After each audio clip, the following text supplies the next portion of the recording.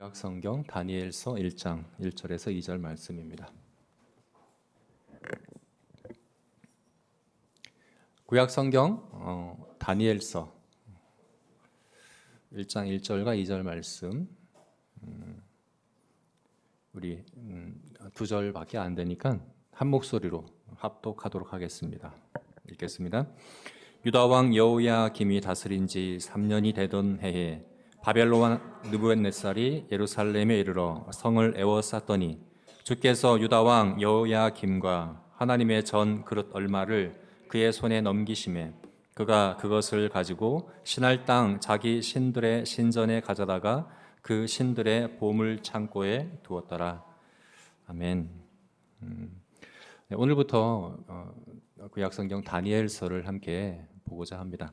제가 다니엘서 설교를 준비하면서 여러 책들을 보는 가운데 레리 오스본 목사님이 쓴 그 책 제목이 굉장히 인상 깊었습니다. 아마도 우리가 앞으로 이번 주부터 다니엘서를 함께 나누면서 함께 보면서 우리 마음에 기대해야 될, 우리가 정말 바라야 될 그것이 그 책 제목에 잘 나타나 있는 것 같아요. 그 책 제목의 이름 뭐냐면 바벨론에서 그리스도인으로 살기입니다. 바벨론에서 그리스도인으로 살기. 그게 우리의 현실이죠. 우리가 맞이하고 있는 현실이 바로 그렇습니다. 우리는 교회 안에서 우리끼리 그리스도인으로 살라고 부름받은 게 아니죠. 바벨론에서 그리스도인으로 살라고 부름받았습니다. 요한계시록을 보게 되면 요한계시록 18장을 보게 되면 무너졌도다 무너졌도다 큰 성 바벨론이여 라고 얘기하는 사탄의 나라, 사탄이 다스리는 나라를 바벨론이라고 하는, 바벨론은 사탄의 나라를 상징하는 것이죠. 예수님이 재림하실 때 새 예루살렘 성이 임합니다. 하늘로부터. 그러나 그것만 있는 것이 아니라 사탄의 나라인 바벨론 성이 무너지기도 합니다. 성경은 마귀를 이 세상의 임금이요 신이다 라고 표현하고 있잖아요. 그것은 하나님이 창조하신 이 자연 세계를 마귀가 다스린다는 얘기가 아닙니다. 이 세상에 하나님을 대적하는, 하나님을 부정하는 세상의 정신, 세상의 문화, 세상의 가치 체계들, 이러한 것들 가운데 사탄이 역사하고 있고 사탄이 다스리고 있다 하는 의미죠.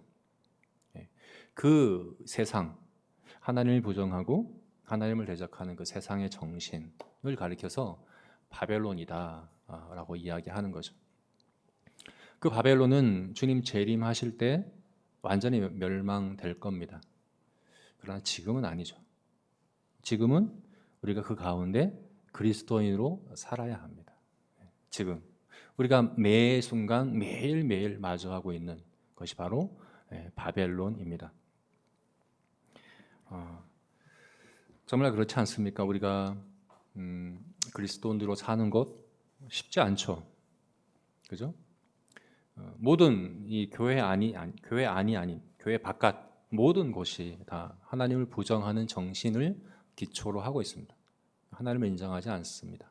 학교에서 그렇게 가르치고 회사가 그렇게 운영되고 있고 국가 정책이 그런 것을 기반으로 지금 다 정해지고 행해지고 있다 하는 것을 우리가 다 알고 있죠.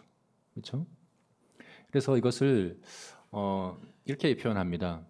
진리에 대한 태도, 진리에 대한 사고에 있어서 현대에는 이층적인 구조로 되어 있다 이렇게 표현을 합니다. 2층 구조로 되어 있다.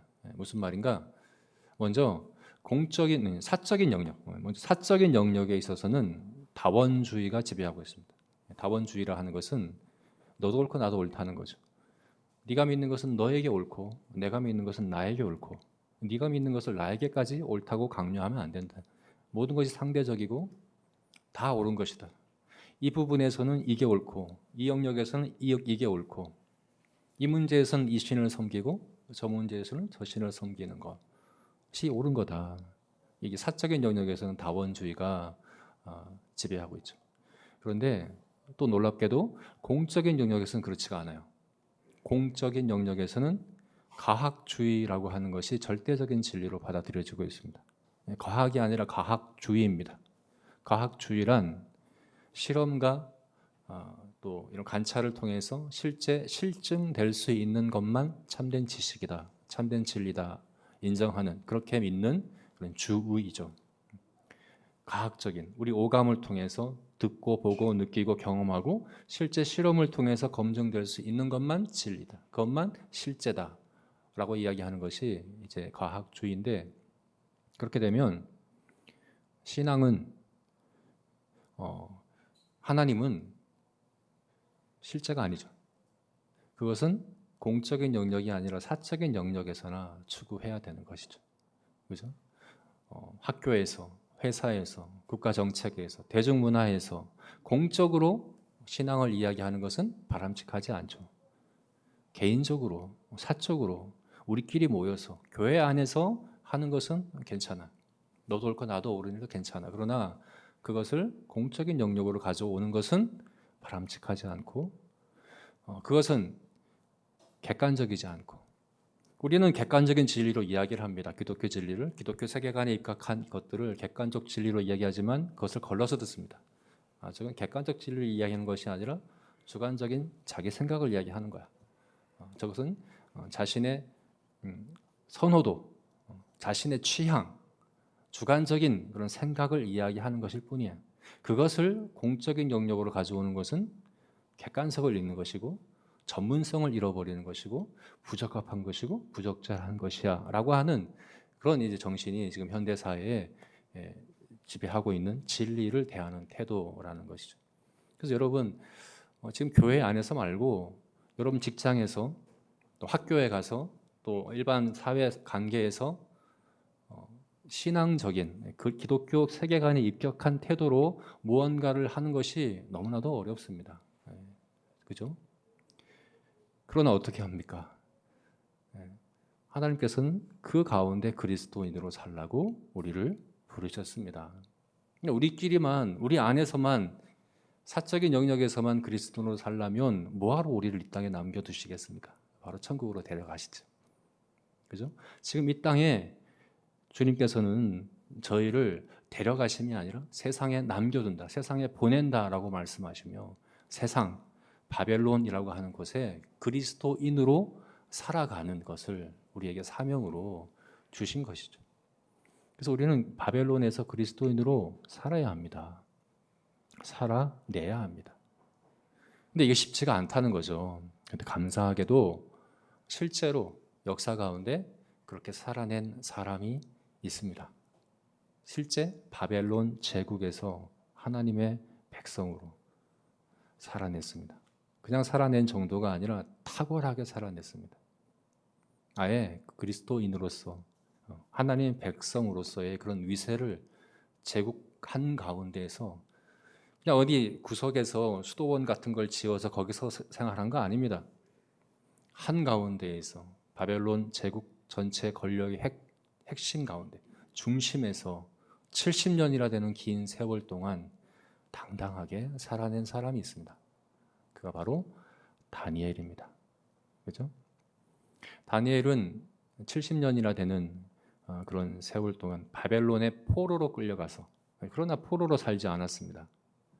왕 다음 가는 그런 정치인으로, 지도자로 왕조가 바뀌고 왕이 바뀌고 제국이 바뀌는 그 70년의 기간 동안 계속해서 그냥 하나님의 백성으로서, 훌륭한 하나님의 자녀로서뿐만 아니라 훌륭한 정치인으로서 왕으로부터 모든 사람들로부터 신뢰와 존경을 받는 유능한 그런 지도자로서 그의 삶을 그렇게 살아낸 사람이 다니엘입니다.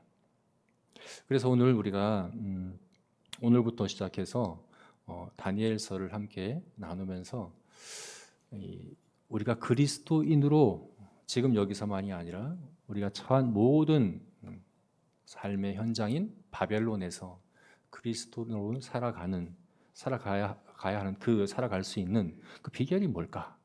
어떻게 하면 될까? 하는 것을 배울 수 있었으면 좋겠습니다. 이게 가능합니다. 다니엘이 보여줬습니다. 가능하다고 보여줬습니다. 이 다니엘 개인의 탁월함 때문이 아닙니다. 다니엘에게 주신 동일한 믿음을 우리에게도 주셨고, 다니엘을 통해 역사하신 그 동일한 하나님께서 우리를 통해서 역사하고 계십니다. 그러므로 우리는 지금 이 시대에 다니엘일 수 있습니다. 다니엘이어야 합니다. 그런 기대함을 가지고 우리가 다니엘서를 함께 봤으면 좋겠습니다. 오늘 우리가 우리가 함께 읽은 본문인 1장 1절부터 2절 말씀은 다니엘서 전체의 서론에 해당합니다. 다음 주에 보게 될 3절부터 7절까지 말씀까지가 전체가 이제 서론에 해당하고 다니엘서의 배경을 설명하는 것이라고 할 수 있죠. 앞으로 펼쳐지는 모든 사건과 모든 일들과 모든 예언의 배경을 이야기해 주는 것입니다. 특별히 오늘 우리가 읽은 1절과 2절 말씀은 다니엘서 전체를 지배하는 한 가지 주제를 우리에게 이야기해 주고 있습니다. 정말 이 주제가 반복된다는 것을 여러분 앞으로 보시게 될 겁니다. 그뿐만 아니라 그것은 그리스도인으로 살아감에 있어서 가장 근본된 원리, 가장 핵심이 되는 그게 뭘까를 우리에게 이야기해 주고 있습니다. 앞으로 보겠지만 다양하고 많은 것들을 우리가 다니엘을 통해서 배워야 합니다. 그러나 무엇보다 오늘 우리가 보게 될 이 한 가지, 정말 중요한 이 한 가지 원리를 배워야 합니다. 그게 바로 그리스도인으로 살아가는 핵심입니다. 바벨론에서 그리스도로 살아가는 핵심, 그게 뭔가? 그거에 대해서 오늘 우리가 볼 수 있습니다. 그게 뭔지 말씀드리기 전에 그게 아닌 게 뭔지에 대해서 먼저 생각해 봅시다. 다시 말해서 그리스도인으로 살기와 상관없는 것들, 그리스도인으로 살기와 상관없는 것들 두 가지를 먼저 말씀드렸으면 좋겠습니다. 먼저 성공과 실패입니다.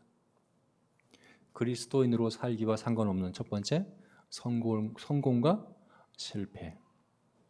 여러분 다니엘은 실패자입니다. 세상적으로 볼 때 쫄딱 망한 사람입니다. 오늘 1장 1절 말씀이 그걸 우리에게 말해주고 있죠. 1절 말씀 읽어볼까요? 읽겠습니다. 유다 왕 여호야김이 다스린 지 3년이 되던 해에 바벨론 왕 느부갓네살이 예루살렘에 이르러 성을 에워쌌더니 유다 왕 여호야김이 다스린 지 3년이 되는 해에 여호야김이 어떤 사람입니까? 여호야김이 다스리던 시대에 유다 왕국은 어떤 상황이었을까요? 이걸 알려면 여호야김 이전 왕이었던 그의 아버지였던 요시야 왕을 먼저 우리가 생각해 봐야 합니다. 여호야김은 요시야 왕의 아들입니다.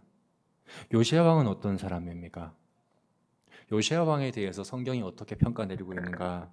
열왕기하 23장 25절을 제가 읽어드리겠습니다. 요시야와 같이 마음을 다하며 뜻을 다하며 힘을 다하여 모세의 모든 율법을 따라 여호와께 돌이킨 왕은 요시야 전에도 없었고 후에도 그와 같은 자가 없었더라. 성경이 극찬하고 있는 왕이죠. 요시야 전에도 요시야 후에도 그런 왕은 없었다. 정말 탁월한 그런 왕이었죠. 그런데 이 요시야에 대한 극찬이면서 동일하게 그 전과 그 이후의 왕들이 얼마나 절망스러운지에 대한 또 그런 말씀이기도 한 것 같습니다. 요시야 이전의 왕들은 어떻습니까? 요시야의 할아버지가 므낫세입니다. 므낫세는 이스라엘 역사에서 가장 악한 왕이었습니다. 그것도 55년이나 통치했습니다. 55년 통치하면서 그가 했던 일이 뭡니까? 바알 숭배를 다시 들여오고 성전에다 아세라 목상을 세우고 1월 성신의 제단을 세우고 자기 아들을 불에 태워 인신 제사로 드리는 일까지 했던 것이 므낫세 왕입니다. 가장 악한 왕이었습니다. 그가 죽고 나서 그의 아들인 아몬이 왕이 되었습니다. 근데 성경은 뭐라고 얘기합니까? 그의 아버지의 행위를 따라 악하였다. 여전히 아몬도 악한 왕이었다. 아버지의 행위를 그대로 하는 거예요. 그래서 백성들이 견디다 못해 반역을 일으켜서 아몬을 죽여버립니다. 그래서 아몬 왕은 2년 통치하다가 결국 암살당하고 맙니다. 백성들이 암살한 거예요. 55년 기간 동안에 므낫세의 그런 악정에 참고 견디다가 그가 죽고 다시 그의 아들이 왕이 되었는데 똑같은 거예요. 그래서 견디다 못해 그 왕을 죽입니다. 그리고 그를 이어서 아몬 왕을 이어서 왕이 된 사람이 바로 요시아입니다. 요시아는 갑자기 왕이 되었어요. 8세의 왕이 되었어요. 8살에. 그런데 이 요시아로 말미암아 유다 왕국에 새로운 소망의 불씨가 살아나기 시작합니다. 왕이 된 지 18년이 되는 그 시점부터 요시아가 본격적으로 나라를 개혁하기 시작합니다. 모든 아세라와 바알 신상들을 다 폐하고 유다의 율법대로 유월절을 행하고 민간에 있던 모든 미신적인 요소들을 다 철폐해버리는 그런 일들을 해나갑니다. 그래서 정말 경건한 하나님의 백성들은 그것이 얼마나 소망이 생겼겠습니까? 요시아 왕으로 말미암아, 그죠? 유다의 새로운 그런 소망이, 희망이 싹 트는구나 하는 그런 소망이 일어나지 않았겠습니까? 그런데 너무나도 어이없게, 너무나도 허무하게 요시아는 갑자기 죽고 맙니다. 네. 성경을 보면 나가지 않아도 될 싸움에 나갔다가 괜히 죽게 됩니다. 애굽과 바벨론의 전쟁이 일어났는데, 근데 그 전쟁이 애굽과 바벨론이 싸우려고 하는 전쟁인데 요시아가 그 사이에 들어가서 애굽하고 싸우겠다고 전쟁에 나가는 거예요. 그러니까 애굽 왕인 바로 느고가 이야기하죠. 이것은 하나님께서 나를 보내서 바벨론 왕과 싸우려고 하는 거니까 하나님의 뜻을 따르는 건 너는 참견하지 마라. 타일인데 거기 듣지 않고 싸우다가 결국 그 전쟁에서 죽고 마는 거죠. 너무나도 어이없고 허무한 거죠, 그죠? 아마 절망했을 것 같아요. 백성들이 절망했을 것 같아요. 그런데 그 다음 왕은 여호와하스라는 왕인데 그 여호와하스는 요시아의 둘째 아들이에요. 둘째 아들을 왕으로 세웠다가 3개월 만에 애굽에 와서 패해버리고 첫째 아들을 왕으로 세웠는데 그가 바로 여호야김입니다. 요시아가 죽고 절망해 있는 그 백성들의 그나마 남아있던 소망의 불씨를 완전히 꺼뜨려 버린 사람이 누군가? 요시아 왕입니다. 그때까지도 예레미야가 활동하고 있었습니다. 예레미야 선지자가 돌이키라, 돌이키라. 너 이거 회개하고 하나님께 돌이켜라. 그렇게 계속해서 그들에게 예언하고 하나님의 말씀을 전했죠. 근데 요시아가 어떤 짓을 했는지 아십니까? 죄송합니다. 여호야김이 어떤 짓을 했습니까? 하나님께서 주신 계시를 쓴 두루마리를 칼로 찢어서 불태우는 일을 요시아 왕이 했습니다. 그렇게 악한 일을 여호와 보시기에 악한 일을 했던 사람이 요시아 왕입니다.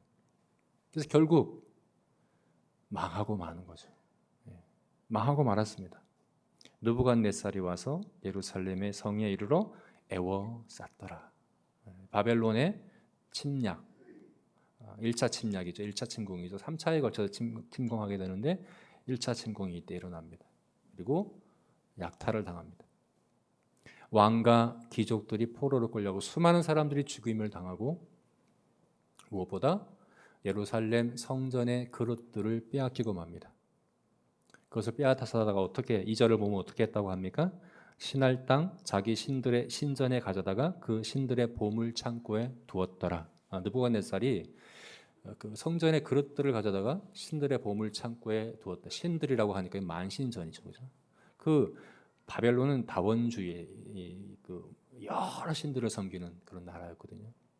그 신들의 창고에다가 하나님의 성전 그릇들을 갖다 놨다. 이게 무슨 의미입니까? 그냥 귀한 보물들을 빼앗겼다는 그런 의미가 아니죠. 고대의 나라 간의 전쟁은 신들의 전쟁으로 여겨졌기 때문에 이긴 나라는 진 나라의 신이 진 나라의 신을 이긴 겁니다. 그런 의미입니다. 그래서 이긴 나라는 진 나라의 신상을 가져다가 자기 신의 앞에다가 바치는 거죠. 근데 여러분, 우리 하나님은 우상을 만들지 말라고 했기 때문에 신상이 없으시거든요. 신상이 없거든요. 그래서 뭘 가져간 겁니까? 성전의 그릇들을 가져다가 갖다 놓은 거예요. 이건 하나님에 대한 엄청난 모욕과 조롱인 거죠. 그죠?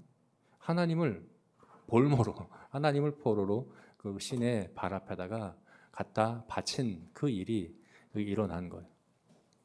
그리고 그 가운데 다니엘은 바벨론의 포로로 끌려와 있는 거예요. 포로로 끌려와 있습니다. 나라가 망했습니다. 쫄딱 망했습니다. 아마 10대인 것 같아요. 다니엘은 지금 10대 정도의 연령인 것 같은데 갑자기 자기의 모든 것을 잃어버렸습니다. 아마 왕족 혹은 귀족이었을 것 같은데 그 모든 기반들을 다 잃어버렸습니다. 아마도 가족들과도 헤어졌을 것 같습니다.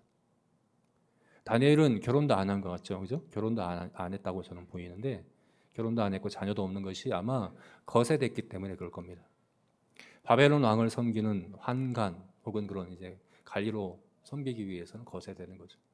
가족을 잃고 앞으로도 가족이 없이 그렇게 지내야 하는 거죠. 다 잃어버렸습니다. 나라가 망했습니다. 무엇보다 하나님의 성전이 유린당했습니다. 하나님 어디 계십니까? 하나님 이런 상황 가운데 무엇하고 계십니까? 하나님이 패하신 겁니까? 아니면 유다를 버리신 겁니까? 둘 중에 하나겠죠, 그죠? 뭡니까? 완전히 망해버리고 실패해버리고 세상적으로 볼 때는 완전히 망하고 실패한 것이 바로 다니엘입니다. 그런데 여러분, 다니엘은 망하지 않았습니다. 그리스도인으로 하나님의 자녀로 살아감에 있어서 실패하지 않았습니다. 그래서 여러분, 그리스도인으로 살아가는 것은 세상적으로 볼 때 성공했냐 실패했냐가 상관없는 문제로 우리는 바라봐야 합니다. 다시 말해서 내가 세상적으로 볼 때, 세상적인 평가로 볼 때 좀 못한, 성공했다 할 수 없는, 이게 어떤 분야든 어떤 부분에 있어서든 사람들에게 뭐 자랑할 만한 그것이 없는, 그냥 보잘것없는 그런 삶의 형편이다 라는 것이 그리스도인으로 살아가는데 실패하는 것을 의미하는 것은 아닙니다. 기복주의 신앙, 기복주의는 하나님께서 우리에게 외적인 물질적인 축복을 주시는 그것이, 그러니까 부자가 되고 건강하고 만사가 형통하는 것이 하나님의 복이다 라고 주장하는 것이 기복주의입니다.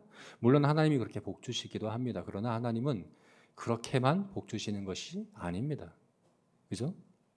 그리고 가난하고 병들고 여러 가지 많은 문제가 있고 고난 당하면 복을 안 받은 게 아닙니다. 그렇게 하나님의 복을 그렇게 대입하는 그것은 잘못된 가르침이죠. 혹은 신앙 고지론이라고 하는 것이 있죠. 고지론. 전쟁에서 싸움에서 이기려면 고지에 올라가야 하는 거죠. 마찬가지로 그리스도인으로 바벨론에서 살아가려면 고지를 차지해야 된다. 신앙인이 그리스도인으로 살아가는 것은 세상의 고지를 차지, 높은 자리에 올라가야 되고 성공해야 되고 세상적인 기준의 부자여야 되고 다 이제 세상이 울어볼 만한 그런 위치에 가는 것이 그리스도인으로 잘 살아가는 것이다라고 주장하는 신앙 고지론도 틀렸습니다. 물론 그렇게 하나님께서 쓰시는 사람도 있지만 다 그렇게 우리가 보면 안 됩니다. 히브리서를 보게 되면 오히려 순교하고 옥에 갇히고 가난하게 되고 집을 빼앗기고 생명과 가족을 다 잃어버리고 한 그런 믿음의 영웅들이 많이 나오고 있습니다. 그들도 그리스도인으로 잘 살아간 사람들입니다. 그죠? 영광의 신학, 그것도 마찬가지로 기복 신학과 같은 거예요. 이런 것은 성경의 가르침이 아닙니다.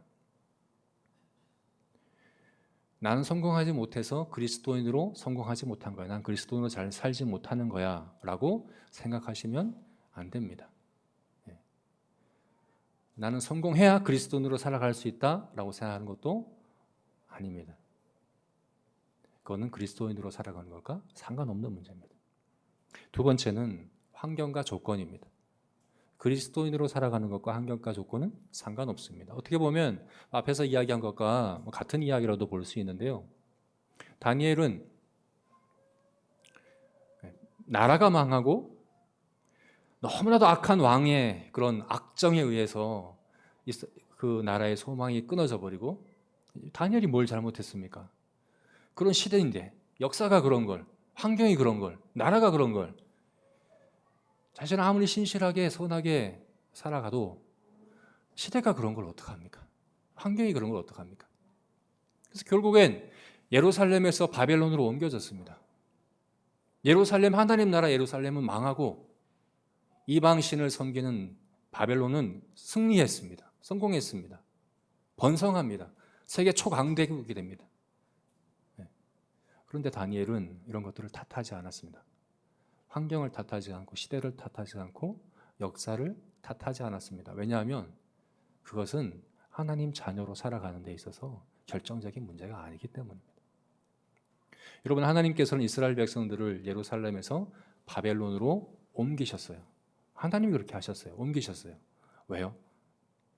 하나님의 자녀로 살아가게 하려고. 예루살렘이 아니라 오히려 바벨론에서 포로로 살아가는 것이 더 하나님 자녀로 살아갈 수 있는 길이기 때문에 하나님께서 그렇게 하신 것입니다. 여러분, 내가 그리스도인으로 살아가기 위해서 어떤 환경과 조건이 갖춰져야만 된다라고 제안하시면 안 됩니다. 내가 그리스도인으로 살고 싶은데 환경이 이래서, 조건이 이래서, 이게 갖춰지지 않았어. 이것만 해결되면 내가 그리스도인으로 살 수 있을 텐데 라고 생각하는 것은 잘못 생각하시는 겁니다. 그건 불신앙입니다. 하나님의 주권을 무시하는 것입니다. 그러므로 우리가 바벨론에서 그리스도인으로 살아가는 건 그건 뭘까라는 것을 이제 보기 전에 이 두 가지를 먼저 우리가 마음에 새겼으면 좋겠습니다. 성공이냐 실패냐, 환경과 조건, 이런 것은 그리스도인으로 살아가는 것과 상관없는 문제입니다. 그러면 뭘까요? 뭐가 그리스도인으로 살아가는 데 있어서 결정적인 걸까요? 그 다니엘이 가졌던 그런 환경 속에서, 그런 조건 속에서, 그런 실패와 쫄딱 망하는 그런 상황 속에서도 그리스도인일 수 있었던, 하나님의 자녀와 백성일 수 있었던, 그렇게 만든 결정적인 한 가지, 그건 뭘까요? 그게 바로 2절 말씀에 나와 있습니다. 우리 2절 말씀 같이 한번 읽어보겠습니다. 읽겠습니다. 주께서 유다 왕 여호야김과 하나님의 전 그릇 얼마를 그의 손에 넘기심에 그가 그것을 가지고 신할 땅 자기 신들의 신전에 가져다가 그 신들의 보물 창고에 두었더라. 네, 이것은 1절과 지금 같은 상황에 대한 설명입니다. 1절과 2절은 지금 같은 것에 대한 두 가지 설명이라고도 볼 수 있는 거죠. 1절은 역사가들이 그렇게 보는 거죠. 언제, 누가, 어떻게, 무슨 일이 일어났는지 객관적으로 써놓은 것이 1절입니다. 그런데 이것에 대하여 다니엘은 다르게 또 이야기합니다. 1절에서는 유다왕 여호야김이 다스렸고, 그리고 이 모든 일의 결정적인, 이 모든 것을 결정지은 사람은 느부갓네살, 바벨론 왕 느부갓네살 왕이라고 이야기합니다. 그렇게 보입니다. 그런데 2절 말씀은 이 모든 일을 누가 했다라고 이야기합니까? 주께서 넘기셨다. 성전의 그릇들을 넘기신 것이 바벨론이 왕이 그렇게 한 게 아니다. 그의 건세로, 그렇게 능력으로 그렇게 한 게 아니다. 여호야다 왕의 그 악함이 그렇게 만든 거 아니다. 누가 했다고요? 주께서 넘기셨다. 주께서 그렇게 하셨다. 라고 이야기를 하는 것이죠. 여러분, 이것이 바로 그리스도인으로 살아가는 데 있어서의 핵심되는 근본적인 원리라고 할 수 있습니다. 무엇입니까? 하나님이 하셨음을, 하나님의 주권을 인정하고 믿고 신뢰하는 거죠. 여러분, 이것은 크게 두 가지의 문제라고도 볼 수 있습니다. 첫 번째는 관점의 문제입니다. 관점의 문제. 1절과 2절의 관점은 전혀 다른 관점입니다. 같은 것을 바라볼 때 다른 관점으로 바라보는 겁니다. 물론 1절의 관점이 없어야 된다는 건 아닙니다. 1절은 객관적인 현실이죠. 현실을 직시해야 합니다. 잘 알아야 됩니다. 누가 언제 어떻게 어떤 일이 일어나는지 잘 알아야 됩니다. 그러나 거기에만 머물면 그리스도인이라 할 수 없습니다. 우리가 만나는 모든 일들과 현상들과 여러 가지 상황들과 조건들을 정확히 파악하고 잘 알고 직시하십시오. 그러나 거기에만 머물면 그리스도인이 아닙니다. 여기서 더 나가야 됩니다. 다른 관점을 가져야 됩니다. 어떤 관점입니까? 주께서 뜻하신 바가 무엇인가? 세상에 우연히 일어나는 일은 없습니다. 의미 없이 되어진 일도 없습니다. 목적 없이 세상이 돌아가고 있지 않습니다. 왜냐하면 하나님께서 만물을 창조하셨고 만물을 주관하고 계시기 때문입니다. 그래서 모든 것에는 뜻이 있습니다. 하나님의 뜻이 있습니다. 그리스도인은 그 뜻을 묻는 사람입니다. 그냥 누가, 언제, 어떻게, 무엇을만 묻는 게 아니라 왜? 하나님이 왜? 무슨 목적으로? 이렇게 묻는 사람이 그리스도인입니다. 그래서 그리스도인은 망하지 않습니다. 망한 듯 보일 수 있습니다. 단기간에는 실패한 듯 보일 수 있습니다. 그러나 하나님이 주관하신다면 합력하여 선을 이루게 하십니다. 하나님이 뜻하신 게 있다면 그 선한 뜻이 반드시 이루어진다는 것을 믿습니다. 그리스도인은 이것을 믿는 사람입니다. 이것을 묻는 사람입니다. 그렇게 모든 것을 바라보는 사람이 바로 그리스도인입니다. 첫 번째는 관점의 문제입니다. 그리스도인이 되는 것은 관점이 달라지는 겁니다. 두 번째는 이것은 섬김의 문제이기도 합니다. 이것은 누구를 섬기느냐의 문제입니다. 뭐라고 얘기합니까? 주께서, 주님께서, 여기서 여호와라고 하지 않습니다. 엘로힘이라고 하지 않습니다. 하나님의 이름을 이야기하지 않습니다. 아도나이라고 하는 주님이라고 하는 표현을 사용하고 있습니다. 주님, 주권자, 주권자께서, 주님께서, 주인께서 넘겨주셨다. 하나님이 주인이시다. 느부갓네살이 아니라, 여호야김이 아니라, 세상의 그 어떤 것이 아니라 하나님이 주인이시다. 이것은 내가 섬기는 대상은 하나님이심을 고백하는 것입니다. 여러분, 인생의 싸움은 누구를 섬기느냐의 싸움입니다. 무엇을 소유하느냐의 싸움이 아닙니다. 예수님께서 말씀하셨죠. 무엇을 먹느냐 무엇을 마시느냐 염려하지 마라. 너희가 두 주인을 섬길 수 없다. 무엇을 먹느냐 마시느냐가 사실은 내가 당장의 생계를 위해서, 생명을 유지하기 위해서 걱정하는 게 아니라 그것을 내가 소유함으로 내 가치가, 내 존재의 의미가 세상에 그렇게 자랑할 수 있기 때문에 그렇게 얘기하는 겁니다. 인생을 내가 무엇을 소유하느냐, 내가 무엇을 더 많이 갖느냐의 싸움으로 여기는 그런 태도인 거죠. 그러나 그게 아니라는 겁니다. 인생은 누구를 섬기느냐의 싸움입니다. 저와 여러분의 마지막, 우리 인생을 마무리하고 하나님 앞에 섰을 때 우리 인생의 가치를 평가하실 때 뭘로 평가하시느냐? 누구를 섬겼느냐로 평가합니다. 너는 누구를 섬기다가 왔느냐? 너는 누구를 섬기는 삶이었느냐? 너는 그곳에서 누구를 섬겼느냐 하는 싸움입니다. 나라가 망했습니다. 성전이 유린당했습니다. 모든 것 다 이런 것 같습니다. 근데 중요한 건 뭡니까? 그때 그 자리에서 넌 누구를 섬겼느냐? 너는 누구를 섬기는 자로 거기 있었느냐? 하는 것입니다. 믿지 않는 분들은 나는 아무도 안 섬겨, 난 하나님도 섬기지 않지만 아무도 섬기지 않는데 이렇게 이야기할 수 있습니다. 그러나 그렇지 않습니다. 인생은 마치 태양계를 중심으로, 태양을 중심으로 태양계가 공전하듯이 누구나 그 중심에 태양의 자리에 뭔가가 있습니다. 누구나 누군가를 섬기고 있습니다. 이 바벨론의 만신전처럼, 그죠? 이 문제에서는 이게 주인이고 저 문제에서는 저게 주인이고 이 신이 나의 주인이고 이렇게 섬겨가듯이, 그리고 결국은 나 자신이 주인인 거죠. 여러분, 우상 숭배는 자기 자신을 섬기는 겁니다. 우상을 섬기는 것은요, 우상을 섬기는 거 아니에요. 사실은 우상에게 제물을 바치면 그 우상을 통해서 내가 원하는 거 이루고자 하는 게 우상 숭배이기 때문에 결국 자기 숭배입니다. 결국 자기 숭배죠. 내가 중심이죠. 나를 위해서죠. 지금 이 상황에서 나를 위해서, 내가 중심이 되어가 아니라 주님을 위해서, 주님을 섬기기 위해서, 주님의 뜻대로 내가 무엇을 해야 될까 묻는 것, 그게 바로 그리스도인이라는 겁니다. 오늘 다니엘이 바로 그러한 모습을 보여주고 있죠. 주께서 넘기심에 말은 그런 이제 의미를 우리에게 말해주고 있는 겁니다. 그럼 이것을 우리가 어떻게 우리 삶의 현장에서 다니엘처럼 그리스도인으로 살아가기 위한 이 관점, 이 섬김을 우리가 실천할 수 있을까? 이것을 세 가지로 우리가 함께 나누고 이것을 적용했으면 좋겠습니다. 첫 번째는 모든 것 이면에 있는 하나님의 뜻을 물어야 합니다. 하나님의 뜻을 물으십시오. 뜻없이 일어나는 일은 없습니다. 참새 한 마리가 땅에 떨어지는 것도 하나님의 뜻이 없이 일어나지 않는다라고 주님께서 분명 말씀해 주셨습니다. 하나님이 모든 것을 다스리십니다. 모든 것은 하나님의 주권 아래에 있습니다. 그렇다면 모든 것은 다 목적이 있고 뜻이 있게 마련입니다.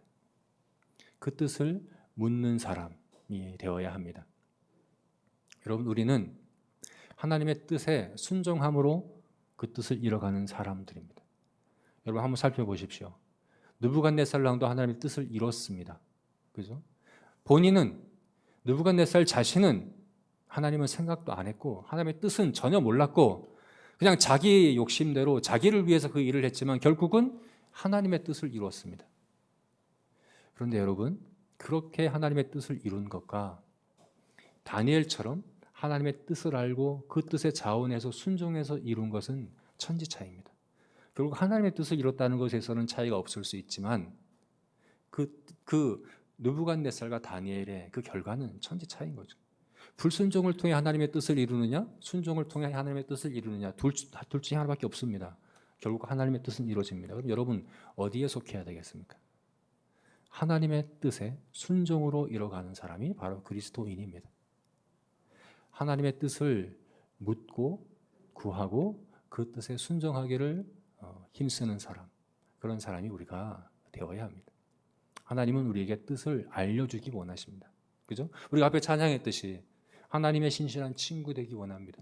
하나님은 우리를 친구로 여기시고 친구로 삼으신다. 친구로 삼으신다는 의미가 뭡니까? 그 뜻을 알려주신다는 거거든요. 종은 모르죠. 주인의 뜻을 모르지만 이제는 너희를 친구로 하였노니 뜻을 이제 말해주고 알려주고 그래서 뜻에 순종하는 그런 삶을 살게 해준다는 거죠. 그게 우리가 가진 특권이라는 겁니다. 그러므로 하나님의 뜻 없이 그 무엇도 하지 않으려고 다짐한 저와 여러분이 되었으면 좋겠습니다. 하나님의 뜻이 무엇일까 하는 다니엘과 같은 그런 자세가 우리에게 있었으면 좋겠습니다. 두 번째는 말씀을, 성경을 절대적인 진리로 신뢰하십시오. 성경을 절대적인 진리로 신뢰하십시오. 여러분, 다니엘이 지금 나라가 망하고 성전이 유린당한 이 사건을 주께서 하셨다라고 이야기했는데 이게 그냥 자기 스스로 그냥 그렇게 위안 삼아서 프로이드가 얘기한 것처럼 자기 방어 기제로 있는 사실을 부정하며 그렇게 해석한 거 아닙니다. 자기 마음대로 해석한 거 아니에요. 그렇게 갖다 붙인 거 아니에요. 하나님의 말씀을 따라 해석한 거예요. 이사야서 말씀에서 우리가 이걸 확인할 수 있는데요. 이사야서 39장 말씀입니다. 이것은 다니엘이 지금 이 성전이 유린당한 이 사건, 망하던 이 사건이 100년 전입니다. 100년 전에 히스기야 왕 때에 하나님이 이사야 선지자를 통해서 예언하신 말씀입니다. 한번 읽어볼까요? 읽겠습니다. 보라, 날이 이르리니 내 집에 있는 모든 소유와 내 조상들이 오늘까지 쌓아둔 것이 모두 바벨론으로 옮긴 바 되고 남을 것이 없으리라. 여호와의 말이니라. 또 내게서 태어날 자손 중에서 몇이 사로잡혀 바벨론 왕궁의 환관이 되리라 하셨나이다 하니. 여러분, 하나님께서 말씀하셨습니다. 예언해 주셨습니다. 그래서 다니엘은 주께서 하셨다라고 이야기를 하는 겁니다. 여러분, 다니엘은 앞으로 다음 주에 보게 되겠지만 모든 학문과 지식에 통달한 사람이다. 학문에 익숙하고 지식에 통달한 사람이다. 10대인데도 그런 사람이라고 하는데 그때 학문이 뭐겠습니까? 다니엘에게서 학문과 지식이 뭐겠습니까? 하나님의 말씀이죠. 율법이죠. 그죠? 그는 율법, 하나님의 말씀에 익숙하고 통달한 사람이었고 그것이 자기 삶을 해석하는 절대적인 진리요 기준으로 믿었던 사람입니다. 상황을 따라, 문제를 따라, 여러 가지 조건을 따라 해석하지 않았습니다. 성경을 따라 해석했습니다. 이것이 나중에 다시 한번 이런 모습이 우리가 볼 수 있는데요. 다니엘서 9장 2절 말씀에서 우리가 이것을 볼 수 있습니다. 같이 한번 읽겠습니다. 시작. 곧 그 통치 원년에 나 다니엘이 책을 통해 여호와께서 말씀으로 선지자 예레미야에게 알려주신 그 연수를 깨달았나니 곧 예루살렘의 황폐함이 70년 만에 그치리라 하신 것이니라. 여러분 다니엘이 70년 동안이나 바벨론과 메대와 바사와 바사 제국에 이르기까지 그곳에서 계속해서 있었죠. 그리고 70년이 되었습니다. 지금 70년이 되었는데 사실은 여전히 이스라엘 백성은 그곳에 포로로 끌려와 있는 민족이고 여전히 그곳에는 강력한 대제국 페르시아 제국이 지배하고 있는 그런 상황입니다. 우리가 예루살렘으로 돌아갈래 해서 할 수 있는 상황이 아니에요. 인간적으로는 불가능한 거예요. 어떻게 이스라엘 백성이 예루살렘으로 돌아갑니까? 불가능한 일입니다. 근데 다니엘은 그렇게 될 것으로 믿었습니다. 왜요? 성경에 말씀하셨기 때문에 70년 후에 돌아가리라 약속하셨기 때문에 그런 상황을, 환경을, 조건을 통해서 해석하지 않았습니다. 성경을 통해서 상황을 해석했습니다. 성경이 절대적인 진리라고 믿었습니다. 앞에서 이야기했듯이 그것은 다원주의가 지배하던 시대, 그 나라입니다. 다원주의가 지배하는 문화입니다. 바벨론이 그래요. 바벨론이 그래요. 절대적인 진리를 부정합니다.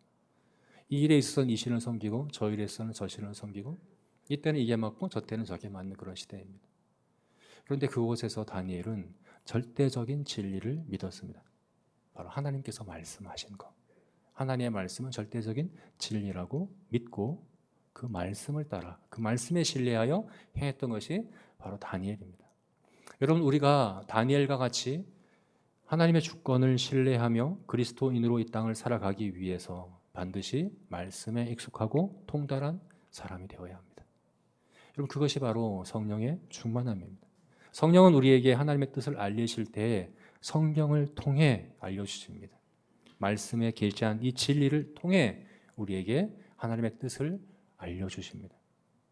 그래서 성령에 충만한 사람은 말씀이 충만한 사람이고 성령의 다스림 아래에 있는 사람은 말씀의 지배 아래에 있는 사람들입니다. 그러므로 저와 여러분이 말씀의 사람, 말씀에 통달하고 익숙한 성경의 그런 사람들이 될 수 있기를 주님의 이름으로 축원합니다. 마지막으로 하나님과 인격적인 관계 가운데 동행해야 합니다. 하나님과 인격적인 관계가 중요합니다. 여러분 다니엘은 성전을 잃어버렸습니다. 그죠? 성전이 없는 바벨론으로 끌려갔고 뿐만 아니라 성전의 기물들이 바벨론에 빼앗겼습니다. 성전이 유린당했습니다. 여러분 이것이 유대인들에게 얼마나 큰 의미가 있는 것인지 한번 생각해 보십시오. 유대 백성은 절대로 이스라엘 유다가 망하지 않는다고 철석까지 믿었습니다. 국제 정세로 볼 때, 나라의 형편을 볼 때 망할 게 뻔한데도 절대 안 망한다고 믿었습니다. 왜 그렇습니까? 우리에게는 성전이 있기 때문에, 하나님의 성전이 우리 가운데 있기 때문에 우리는 절대 망하지 않아. 예레미야가 그렇게 이야기해도 평안하다, 평안하다, 평안하다.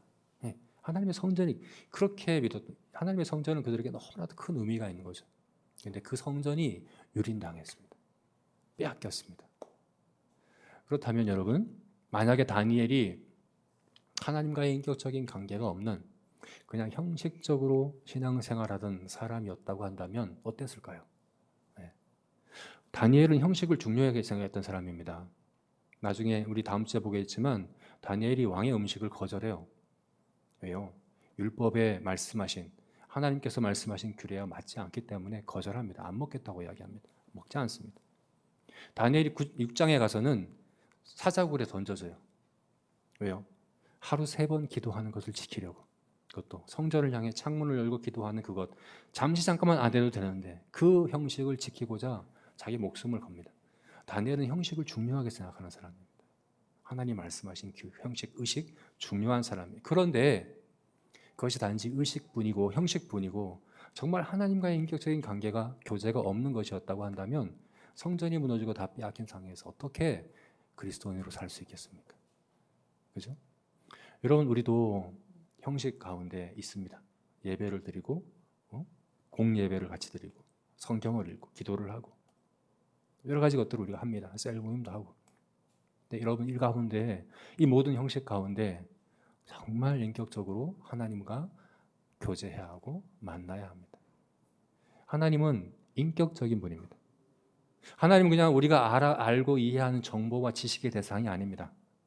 우리가 사랑해야 하고 만나야 되고 교제해야 되고 구해야 되고 들어야 되고 하는 인격적인 교제를 해야 될 인격적인 대상이 바로 하나님이십니다. 우리가 하는 모든 형식은 바로 그 인격적인 관계와 교제를 위한 수단입니다. 이게 있고 없고는 천지 차이입니다. 이게 없으면 그리스도인일 수 없습니다. 여러분 하나님과의 인격적인 관계 가운데 동행하는 점점 더 하나님과 친밀한 관계 가운데 하나님을 알아가고 하나님을 사랑하고 하나님을 경외하고 하나님께 순종하는 그런 그리스도인으로 살아가는 저와 여러분이 되시기를 주님의 이름으로 축원합니다. 이제 말씀을 맺겠습니다. 네, 그리스도인으로 살아가는 것, 바벨론에서 그리스도인으로 살기 지금 여기서 당장 할 수 있습니다. 해야 합니다. 그죠? 이것은 성공과 실패의 문제도 아니고 환경과 조건의 문제도 아닙니다. 우리의 관점의 문제이고 섬김의 문제입니다. 무엇 때문에 그리스도인으로 사는 것이 안 된다 핑계할 수 없습니다. 탓할 수 없습니다. 그러므로 지금 당장 여러분이 처한 그 매일의 그 삶의 자리에서 지금 그 관계에서 그 일 가운데 그리스도인으로 살아내십시오. 그리스도인답게 바라보십시오. 그리스도인답게 하나님을 섬기십시오. 그래서 주께서 정말 주인 되시는 그런 그리스도인이 우리 모두가 되시기를 주님의 이름으로 축원합니다. 아멘. 이제 기도하겠습니다.